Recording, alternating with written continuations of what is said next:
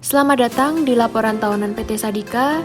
Kami akan menjelaskan laporan tahunan perusahaan untuk tahun 2020 yang bertema Menuju Indonesia Lebih Bersih.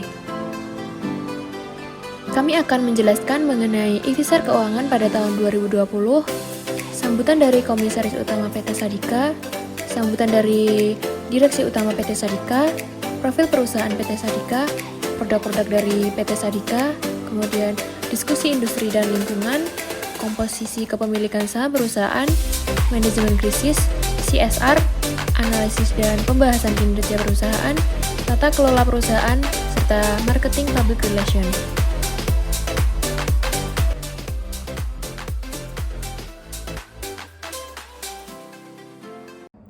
Untuk yang pertama, PT Sadika akan menjelaskan mengenai ikhtisar keuangan pada tahun 2020 ini.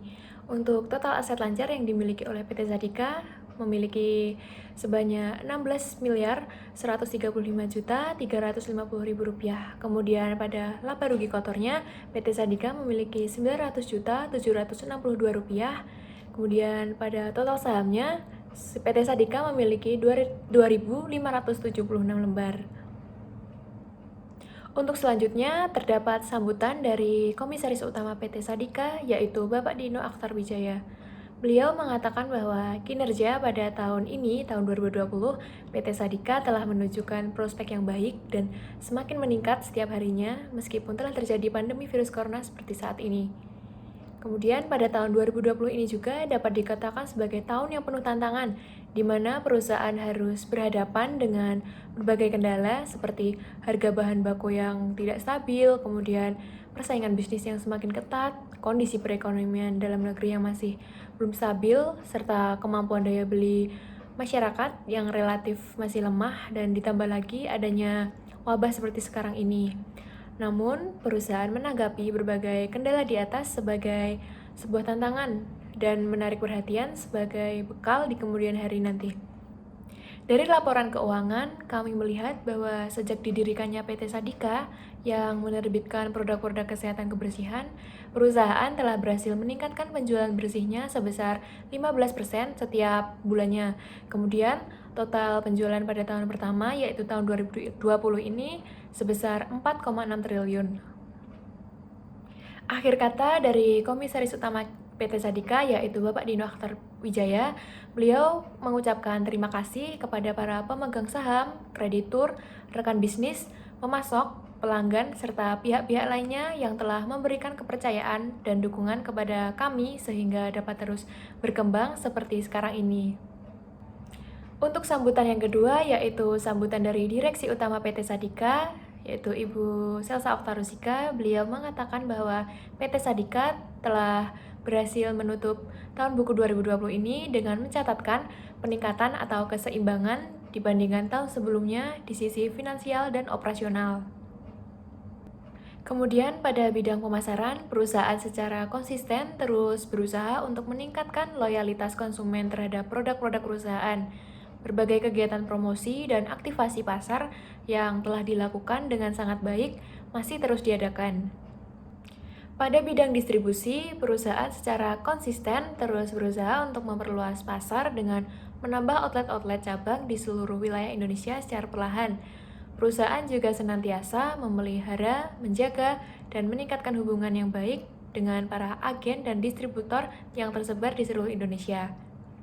Pada bidang produksi, pada tahun 2020 ini, perusahaan telah menambah kapasitas produksi pabriknya, serta melakukan rekayasa produksi untuk meningkatkan efektivitas dan efisiensi kapasitas produksi. Di bidang HRD, secara rutin, perusahaan menjalankan program regenerasi dan program pelatihan untuk meningkatkan kapabilitas, kompetensi, technical skill, managerial skill, dan soft skill dari para manajer, staf, serta karyawannya. Nah, yang selanjutnya saya akan membahas mengenai komposisi kepemilikan saham dari perusahaan PT Sadika per 2020 ini. Yang pertama, 21,40% saham dimiliki oleh PT Unilever. Kemudian yang kedua ada 14,72% saham dimiliki oleh Komisaris Utama PT Sadika, yaitu Bapak Dino Akhtar Wijaya. Yang ketiga, ada 9,50% saham dimiliki oleh PT Adi Pratama. Yang keempat, ada 8,04% saham dimiliki oleh PT Sahaja Indonesia. Yang kelima, ada 7,68% saham dimiliki oleh Asian Company. Kemudian yang keenam, 3,25% saham dimiliki oleh Direksi Utama PT Sadika, yaitu Ibu Salsa Oktarosika. Kemudian yang terakhir ada 35,41% saham dimiliki oleh masyarakat umum. Nah, masyarakat umum itu terdiri dari 2.000 pemegang saham, serta masing-masing memperoleh saham kurang dari 5%. Assalamualaikum warahmatullahi wabarakatuh. Perkenalkan, kami dari kelompok 5 dan kami di sini berperan sebagai PT Sadika. Nah, PT Sadika sendiri adalah perusahaan yang bergerak di bidang produk kebersihan dan kesehatan lingkungan serta badan. PT Sadika beralamatkan di Jalan Serayu Timur nomor 85, Kota Madiun, Jawa Timur. Untuk email PT Sadika, Anda bisa menghubungi di sadikacompany@gmail.com. Nah, PT Sadika mempunyai visi dan misi, yaitu yang pertama adalah visi menjadikan produk lokal berstandar internasional, menjadikan produk halal dengan 1000 kebaikan, dan menjadikan produk alami yang memiliki sejuta manfaat. Untuk visinya, yang pertama, kami selalu menerapkan 5S kapanpun dan dimanapun. Yang kedua, kami selalu menjunjung tinggi nilai integritas dan solidaritas. Yang ketiga, kami selalu menjadikan disiplin sebagian dari hidup. Yang selanjutnya, kami selalu melayani pelanggan dengan sepenuh hati, menyediakan produk dengan kualitas yang terbaik, dan memprioritaskan pelanggan. Nah, untuk selanjutnya, PT Sadika mempunyai logo berbentuk bulat seperti ini. Nah, di sini PT Sadika berdasar bentuk bulat dan mempunyai daun yang meratai di sepanjang bulatan logo tersebut, dan warna dasarnya adalah warna hijau dan putih. Di sini memiliki arti bahwa PT Sadika, untuk bentuk logo yang berbentuk bulat, PT Sadika selalu bekerja sama untuk mewujudkan impian-impian masyarakat Indonesia yang ingin menjadikan kebersihan sebagian dari hidup masyarakat Indonesia. Dan di sini kami menggunakan background warna hijau, yang berarti warna hijau yang memiliki arti identik dengan alam, yaitu di sini kami menjadikan bahan-bahan alami atau natural sebagai bahan dasar produk kami. Dan rantai daun berwarna putih yang merantai di sekitar logo Sadika, yaitu melambangkan bahwa kami meskipun memakai bahan yang alami, tapi kami tetap menjaga keseimbangan lingkungan hidup. Dan warna putih yang menjadi dasar tulisan kami, yaitu berarti kesucian, yaitu produk kami bertujuan untuk kebersihan masyarakat Indonesia. Dan yang selanjutnya adalah makna nama dari Sadika. Sadika sendiri berarti jujur, tulus, dan ikhlas. Di sini maksudnya adalah jujur, kami selalu jujur dalam semua kegiatan, baik itu promosi, segala event, dan lain-lain. Apa yang terjadi di lapangan, ya seperti itulah apa yang terjadi pada kita. Dan yang kedua adalah tulus. Di sini kami tulus dari hati untuk melayani semua pelanggan, semua masyarakat Indonesia. Dan yang terakhir adalah ikhlas. Kami juga ikhlas memberikan produk-produk kami yang terbaik untuk masyarakat Indonesia. Yang selanjutnya adalah makna semboyan kami, yaitu alaminya memberi kebaikan. Nah, maksudnya adalah di sini kami menggunakan bahan-bahan yang alami, yang dimana maksudnya adalah untuk memberikan kepada semua masyarakat Indonesia dan kebaikan alam. Jadi meskipun kami mengambil dari alam, kami juga melakukan yang terbaik untuk alam. Dan selanjutnya adalah sejarah dari PT Sadika. Nah, pada awalnya PT Sadika itu didirikan oleh Bapak Dino Akhtarwijaya. Nah, Bapak Dino Akhtarwijaya ini mempunyai persepsi atau pendapat, yaitu bahwa sebetulnya masyarakat Indonesia orang-orangnya cinta dengan kebersihan. Nah, mereka selalu berlomba-lomba ingin selalu menjaga kebersihan dan kesehatan. Namun dengan seiring berjalannya mereka menggunakan suatu produk kebersihan, mereka mengalami efek samping yang negatif, yaitu mereka mengalami iritasi kulit, mereka mengalami gangguan pada sekitar kulit itu, yang bisa kita sebut dengan glodoki biasanya, ya, mengelupas kulitnya itu. Nah, itu dikarenakan karena penggunaan bahan atau komposisi produk lain yang tidak dapat digunakan dalam waktu panjang. Nah, apabila masyarakat yang ingin menggunakan produk kebersihan yang benar-benar alami tanpa efek samping, itu akan dibanderol dengan harga yang cukup mahal dan tidak semua kalangan dapat membeli produk tersebut. Nah, di sini dari masalah tersebut Bapak Dino menciptakan produk Sadika yang notabene memakai bahan-bahan dasar alami dan dibanderol dengan harga yang dapat dijangkau oleh semua kalangan di Indonesia.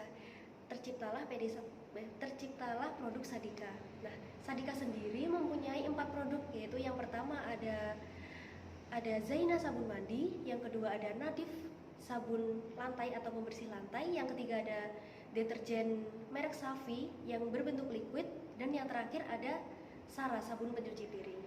Dan untuk gedung utama, kami mempunyai gedung utama di Jalan Serayu Timur tersebut, dan untuk struktur gedung kami juga seperti struktur pabrik atau gedung perusahaan pada umumnya. Yang pertama ada pabrik utama, yang kedua ada kantor utama. Di dalam pabrik terdapat gedung produksi, gedung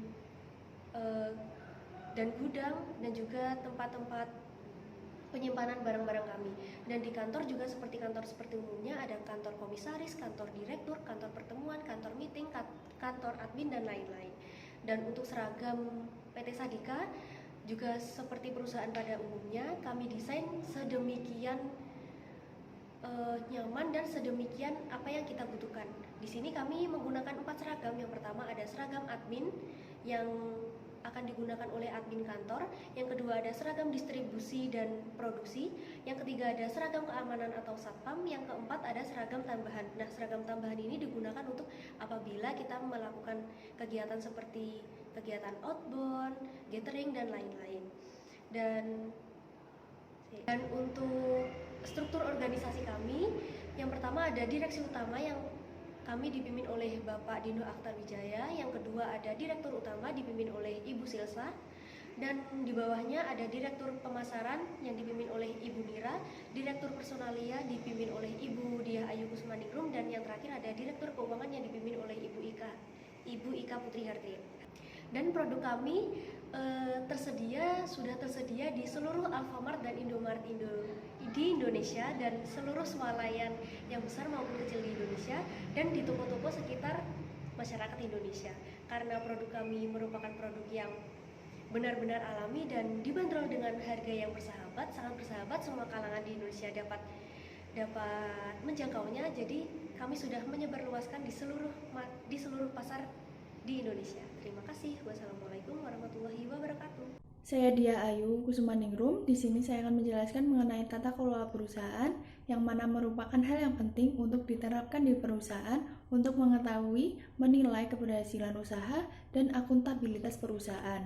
Dalam hal ini, PT Sadika berkomitmen untuk menjalankan praktik tata kelola perusahaan yang baik sebagai pedoman dalam menjalankan operasional perusahaan dan pengambilan keputusan penting berdasarkan prinsip-prinsip tata kelola perusahaan, yaitu transparansi, akuntabilitas, pertanggungjawaban, kemandirian, dan kewajaran. Kemudian untuk tujuan pelaksanaan tata kelola perusahaan di PT Sadika antara lain yaitu sebagai berikut. Yang pertama, meningkatkan kontribusi PT Sadika dalam perekonomian nasional. Yang kedua, memberikan keyakinan kepada pemegang saham bahwa perusahaan dikelola secara baik dan benar dengan tujuan agar memberikan return yang wajar dan bernilai tinggi. Dan yang ketiga yaitu tercapainya visi dan misi PT Sadika. Untuk mengevaluasi penerapan tata kelola perusahaan, maka perusahaan perlu melakukan pemantauan atas penilaian kriteria tata kelola perusahaan. Adapun aspek penilaian tata kelola perusahaan yaitu yang pertama, komitmen terhadap penerapan tata kelola perusahaan yang baik secara berkelanjutan. Yang kedua yaitu pemegang saham dan RUPS atau pemilik modal, dan yang ketiga yaitu Dewan Komisaris atau Dewan Pengawas, yang keempat direksi, dan yang kelima pengungkapan informasi dan transparansi, dan yang keenam yaitu aspek-aspek yang lainnya. Baik, selanjutnya saya akan menjelaskan mengenai CSR dari PT Sadika. Yang pertama, sasarannya terhadap pemegang saham. Dalam hal ini, PT Sadika memberikan sistematik kegiatan untuk menciptakan kondisi yang tepat dalam pertumbuhan bisnis secara berkelanjutan.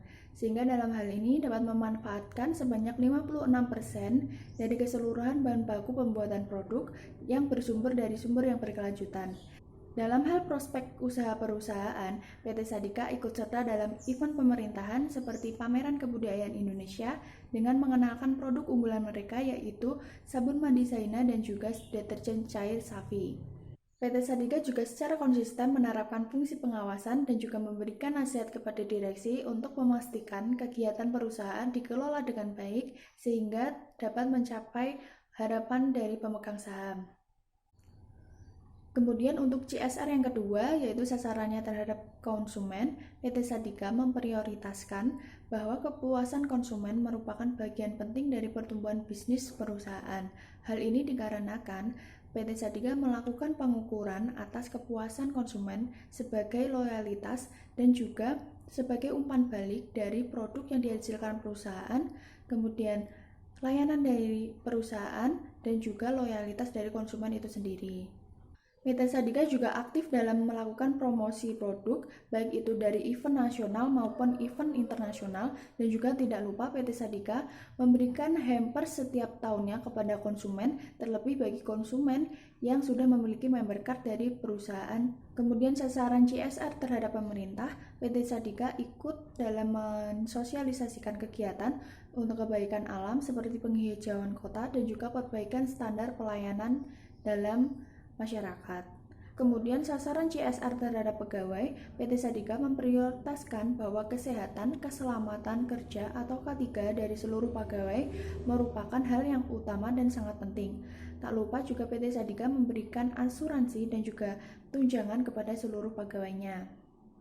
Kemudian untuk sasaran CSR yang terakhir yaitu terhadap masyarakat, PT Sadika berkomitmen dengan masyarakat untuk melakukan kebaikan alam dan contohnya yang sudah dilakukan yaitu melakukan penanaman 1000 pohon bakau di sepanjang pantai di Pacitan bersama masyarakat umum. Kemudian saya akan menjelaskan mengenai manajemen krisis dari PT Sadika, yang mana PT Sadika mengalami krisis di mana terdapat masalah yaitu terdapat 33 orang anak-anak di daerah Madiun, tepatnya di Kecamatan Taman Kota yang mengalami keracunan. Hal ini dikarenakan mereka secara tidak sengaja mengonsumsi sabun mandi Zaina. Hal ini dikarenakan packaging atau kemasan dari sabun mandi Zaina ini yang sangat menarik dan terlihat mirip seperti makanan lezat, sehingga anak-anak mengira bahwa sabun mandi tersebut adalah makanan yang dapat dikonsumsi. Dari krisis yang terjadi tersebut, kemudian PT Sadika menerapkan program aksi, yaitu yang pertama mengganti packaging atau kemasan dari sabun mandi Zaina sehingga tidak memunculkan kesalahpahaman dari konsumen, yang mana seharusnya sabun mandi tersebut digunakan di badan, yaitu sebagai sabun mandi dan bukan untuk dikonsumsi. Kemudian yang kedua yang dilakukan oleh PT Sadika yaitu menghentikan sementara semua iklan yang beredar di TV maupun di surat kabar atau di media sosial tentang produk kami, sehingga tidak memunculkan permasalahan yang lebih darurat lagi. Kemudian yang dilakukan oleh PT Sadika yaitu mendengarkan keluhan dari customer atau konsumen mengenai permasalahan yang muncul tersebut. Dan juga tidak lupa PT Sadika juga memberikan biaya ganti rugi atas permasalahan yang terjadi. Kemudian PT Sadika juga berupaya untuk memberikan informasi yang lebih jelas dan detail tentang produk kami, baik itu cara penggunaan, komposisi, ataupun cara penyimpanan, sehingga masyarakat tidak salah paham dan salah penggunaan lagi. Dari krisis yang terjadi tersebut, kemudian PT Sadika menerapkan prioritas dari produk yang dihasilkan, yaitu yang pertama itu untuk kesehatan dan juga keselamatan dari konsumen, yang kedua yaitu kebersihan tempat ibadah, lingkungan, serta tubuh konsumen. Kemudian PT Sadika juga memprioritaskan bagaimana integritas, kejujuran, dan juga profesionalitas perusahaan, dan juga untuk kebaikan alam. Dari beberapa program aksi yang telah dilakukan tersebut, kemudian PT Sadika melakukan evaluasi keefektivitasan dari program tindakan yang sudah dilakukan. Dan hasilnya didapat respon yang baik dari masyarakat dan respon yang positif dari masyarakat. atas program aksi yang telah PT Sadika lakukan, sehingga besar harapannya di kedepan harinya produk-produk dari PT Sadika dapat memberikan manfaat dan juga kebaikan bagi masyarakat serta lingkungan dan tidak memunculkan masalah seperti yang sudah terjadi sebelumnya. Kemudian dari keefektivitasan program aksi yang telah dilakukan, PT Sadika mendapatkan kembali pangsa pasarnya yang jauh sebelumnya mengalami penurunan dikarenakan adanya krisis dan juga mendapatkan reputasi kembali perusahaan dan juga mendapatkan kepercayaan kembali dari masyarakat. Assalamualaikum warahmatullahi wabarakatuh. Perkenalkan, nama saya Ika Putri Hartiana, NPM 1931011037. Di sini saya akan menjelaskan tentang diskusi industri dan lingkungan. Pada tahun 2020, pertumbuhan ekonomi di Indonesia ini sudah mulai membaik karena didorong oleh stimulus pemerintah sehingga berdampak baik pada mobilitas masyarakat dan permintaan global. Pada triwulan 2020 ini, angkanya sudah mencapai 5,05% dan pada sebelumnya adalah 4,19%. Dan secara perbaikan domestik angkanya mencapai 3,49%. Dan selanjutnya adalah industri produk kebersihan. Industri produk kebersihan ini menjadi segmen tertinggi dalam masa pandemi ini. Berdasarkan BPS, pada triwulan 2020 pertama ini mencapai 29,19% secara tahunan dan 8,79% untuk produk kesehatan. Dan selanjutnya adalah operasional. Kinerja operasional pada tahun 2020 ini sudah meningkat dari hari ke hari. Untuk itu, perusahaan melakukan tindakan untuk meningkatkan produksinya sehingga para karyawannya ini dilatih sangat cekatan dan tidak ada pesanan yang tertolak ataupun overload sehingga mereka bisa menanganinya dengan cepat dan tepat sehingga semuanya berjalan dengan efektif dan efisien. Dan untuk pembahasan selanjutnya adalah analisis pembahasan dan kinerja perusahaan. Jadi perusahaan yang bergerak pada bidang konsumen ini memastikan setiap produknya berkualitas dengan baik. Maka dari itu kami melatih semua karyawan dan pegawainya agar menciptakan produk yang baik dan berkualitas. Di bawah manajer pemasaran yang kompeten ini sehingga dapat terkontrol dan semuanya dapat berjalan dengan baik. Dan kami memastikan setiap produk kami yaitu Zaina, Nadif, Sarah, dan Safi. Dan untuk selanjutnya yaitu pada saat penjualan kami melakukan secara langsung dan tidak langsung. Yang secara langsung dapat kita lakukan melalui outlet-outlet di daerah tertentu dan secara tidak langsung dapat dilakukan melalui pendistribusian melalui kota-kota besar seperti Malang dan Surabaya. Bukan hanya itu saja, kami juga menggerakkan penjualan melalui media sosial seperti Instagram dan Facebook. Dan selanjutnya adalah marketing public relation atau MPR. Pastinya setiap perusahaan itu memiliki MPR-nya yang berbeda-beda dan perusahaan kami adalah target pasarnya yaitu wanita usia 15-40 tahun.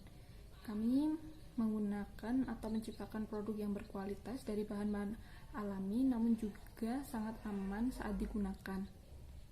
Kami juga memiliki semboyan bahwa kebersihan adalah awal mula dari kesehatan. Untuk itu kami menciptakan produk kebersihan yang alaminya bisa memberikan kebaikan untuk semua orang.